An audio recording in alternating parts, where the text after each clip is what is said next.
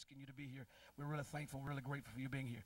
Listen, I purpose to not be before you no longer than the Lord says, but I want to ask you if you would go with me. The theme for the meeting has been out of Isaiah 43. And we believe the Lord is up to something. What y'all say? And I'm telling you, our praise singers, they knew exactly what to sing. Man, that is my favorite. I mean, I remember when there was moments and times when I know that God had been dealing with me deep, and I know that he was heavily working with me. And the moments came when I wasn't seemingly like God was distant.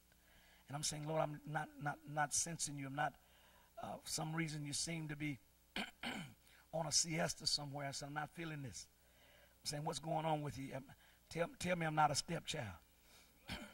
Tell me I haven't done something that have displeased you, disappointed you, as making you fall far off.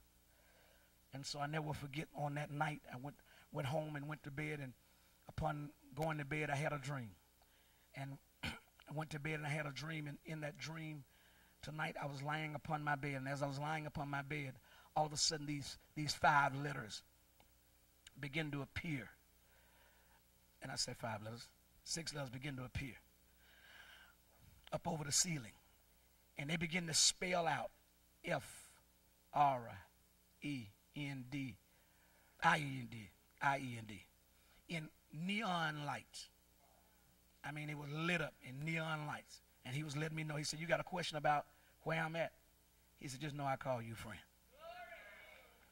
And so he hammered that home to let me understand it, so I don't have to question that anymore.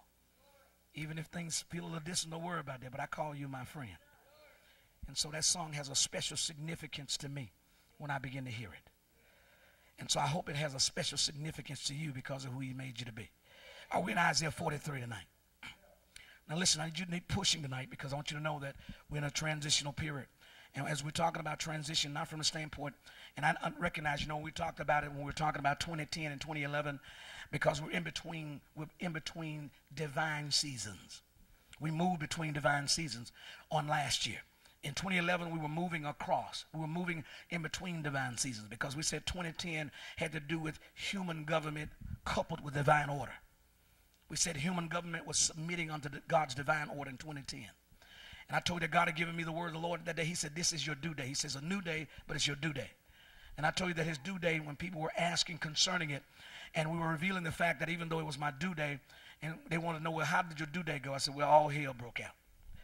But the issue is, hell had a different twist. It had a different perspective. There's a different slant to it in that particular time. It's like David said in Psalms 23. He said, though I walk through the valley of the shadow of death. He said, if I walk through the valley of the shadow of death, which is a literal place in Israel, he said, I will fear no evil. Because, why? Thou art with me. And so when you think about it, the best thing that death has to offer is a shadow when God's walking with you. Are y'all hearing me here? I said the best death has to offer against you when the Lord is with you is a shadow. Can y'all hear me here? And any of us know that the only way you can get a shadow, that is an object standing in the light. Can y'all hear me here? The death is cast a shadow. And that's the best it can have. Because in order to get a shadow, that means an object is standing and light must be shining on it somewhere. And as a result of an object standing in light, it casts a shadow. So the best that death can offer, because God's with you and you're walking in the light of that relationship with him. So the best thing death can have, because listen, if God wasn't with you, death could be full blown and come after you wholeheartedly and come after you with the full force of what it is. But in order for death to have a shadow, that means that death is standing in the light of the relationship you got with God. And so the best it can offer is a shadow. Somebody give the Lord a praise offering up in here. What David said, the best it can have to offer when God is with you. Can y'all hear me up in here? And so we're grateful tonight. We're privileged and recognize that God is doing something awesome. And tonight, and those of you, when God says that he tempt no man with evil, because God knows that when you're with him and you walk with him and God being in you, you have no need for temptation. You have no need to lust. Y'all ain't hearing me up in here.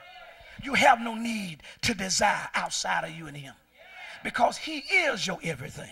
That's why he don't tempt any man. Well, God gonna tempt you when he is your fulfillment. God in you is your satisfaction. He is everything that you think about needing. Because as Yahweh, as Jehovah, he is the self-revealing, self-existing. He is the reason for existence. He's the reason for being. Can y'all hear me? Y'all ain't hear me up in here. See, nothing can exist without him. And we told you on a week before last, we told you that in order to have a beginning, you need to have two things. Two things have to be present for anything to start, or to have the existence of anything. Number one, you got to have God. Number two, you got to have a word. Am I right about it? Because without those two things, can't nothing get started. Am I right about it? Because about in the beginning, God. And then John 1:1, in the beginning was the word. You need those two things. And that's why the beginning is so fresh and so exciting. The beginning was excited when it had an opportunity to meet God. Y'all ain't hear me up in here. I said the beginning got excited, started to shout when it had the privilege of meeting God. Because when the beginning got started, it thought it was it. Y'all ain't hear me up in here. It thought it was it, just like everything else that began and start against you. Every crisis, every hardship that comes against you, everything that makes a lunge that comes near you, it thinks it's it. But see, you are here to put the record straight. That's why I say you're the redeemed of the Lord. It can't say so. Y'all ain't hear me here. Your crisis, your hardship, your difficulty can't say so. It can't begin nothing, and it can't start nothing, and it can't finish nothing. Matthew 24 told you when they said, Lord, show us a time of the end and a sign of thy coming. And the first thing he says that most people miss, the first thing that is a sign is deception. You look at the planet, folks are deceived. I mean, what they're putting in pulpit, what they are calling themselves anointing and giving a right to an end, what they're licensing in covenant and saying is okay. You know they're deceived.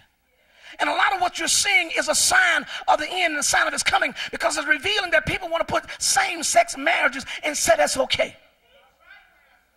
Because they're deceived about the reality. Can y'all hear me up in here? Because the issue is, we tell people, we had this discussion on our way to Washington, D.C. when it was time for Barack Obama to be inaugurated. And we're on our way to Washington, D.C. And they were talking about the fact that he was allowing gays to be in the parade and that it was okay for them to be in the parade. And they said, well, you know, he's a president of all the people. I said, I ain't got no problem with him being a president of all the people. But the issue is, know what the issues are. And know what the truth is. Because one of the purposes of the church is to be the pillar and the ground of the truth. Am I right about it? If you cease to function from there, if you cease to bring those realities to the forefront, then you cease to be the church. You cease to be his body. Am I right about it? Then Christ is there again looking for somewhere to put his authority. The Son of Man is looking for somewhere to place his authority, his rule, his ideas, his thought patterns, his learning patterns, his philosophies. He's looking for somewhere to put his doctrine, his teachings. He said he was looking for a body. When he says he had no place to lay his. So now if the church ceased to be a pillar and a ground of the truth, I said, here's the issue. I said, I'm having a problem if the people, listen to me real good. If people were really just trying to be gay and just trying to have gay rights, I wouldn't even have an issue with that. But that's not what's happening. That's the lie. Because if you understand like I understand, the Bible said somebody got to plant. And somebody must have the ability to water. So God can increase. Now if I put two elements together that can't reproduce, what did I do to God? If I put two elements together that can't reproduce, what did I do for God? I took him out the equation. That's the problem.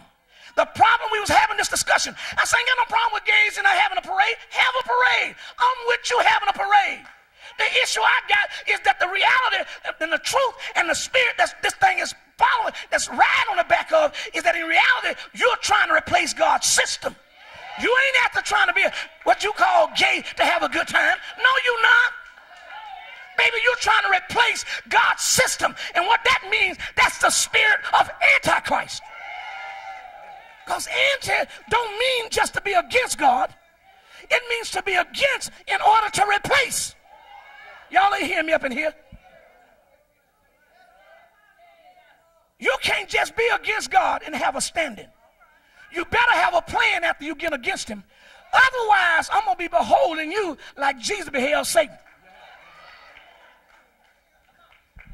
No, you can't just be against this. You better develop another system. So Antichrist not mean just to be against him. It means also to seek to replace. And that's what that movement is seeking to do. Under the guise of just want to have a good time and rights like people have civil rights. We're just after our rights. The devil is a lie. No, you're not. It wouldn't be a problem there, but you keep trying to spread that stuff. You keep trying to recruit. Now, if you got what you got, this is what you want. God ain't against that. He gave his son. Not just so you could be saved. What's higher than you being saved is the choice to be. Are y'all hearing me here? So Jesus the Lord ain't got no problem with you wanting to be this or to be that. We would all celebrate you just wanting, because you got a right to choose God or not choose him. This is not a dictatorship. Or otherwise, let's forget calling God love. There's no way for God to be called love and you don't have a choice. You don't have to be saved, and he would be happy with that. Because he gave his son for you to have that right. And love, the Bible says, St. John 15, greater love have no man than this. The greatest platform for love is not being forced, coerced, seduced, deceived, seducing you into liking me. So seducing you and deceiving you into being with me. Ain't nothing agape about that. He want his love, he want his relationship the same way he sold it. St. John 3:6, for God so loved, he gave his own volition, his own will. He chose to. There didn't nothing make him do that. He chose to. And that's the way, see, that's what preserves the borders and the foundations of the kingdom. The Bible said, if our foundations be destroyed, then where shall the righteous appear? If our foundations, see, love, see, in order for your faith to work, love must be at the base of it. Am I right about it? And so if God doesn't, if it's not based on your volition, your choice, your will, your desire to, it's messed up. God wanted it back because, see, you can't be manipulated when you choose. When you decide, when it's your own volition, when it's your own desire. See, you'll guard, man, you'll fight with everything in you when you chose something. That's what Nehemiah did when he got ready to rebuild the standard. He put every man in front of his own house. Because he ain't got to worry about what kind of heart you're going to have about your own house. He wasn't worried about what kind of fight you're going to bring to the game in front of your own house. Nehemiah ain't got to stand out there and motivate you to fight in front of your own house. Your investment going to motivate you to fight in front of your own house. Can y'all hear me up in here? So that's how God wanted.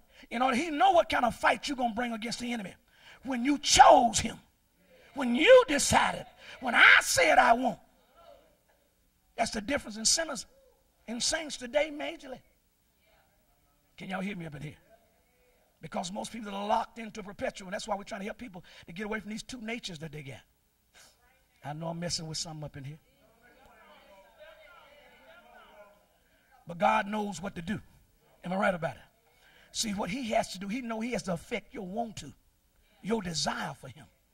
Otherwise, you ain't in the game. Am I right about it? You know, there's a lot of us on the front end, we came to God scared. Scared we'll go into hell. And like I said, I'll use anything I can get to get folks in the kingdom.